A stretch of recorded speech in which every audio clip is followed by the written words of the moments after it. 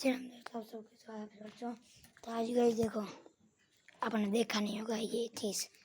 आज हमारे यहाँ पास नई साइकिल आई हुई है, तो चलो इसमें बैठते हैं। घोड़ी चढ़ चुकी है। और गाइस ये देखो, ये वाला बाइक होते आपने देख लिया होगा। आज मैं आपको साइकिल दिखाऊंगा। देखो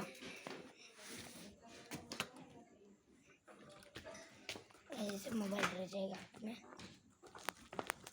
देखो गाइस क्या लग रहा है, साइकिल चल रहा है। साइकिल क्या चल रहा है गाइस। फाइनली गाइस हमने हमारी नई साइकिल देख ली होगी।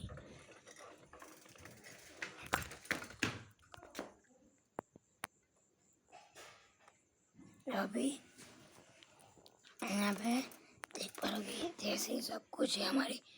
ये मेरा गला बैठ चुका है। और तो गाइस यहाँ पे देख पा रहे हो हमारी वो पुरानी साइकिल वहाँ पे पड़ी है। तो बाकी आज के लिए मिलता है।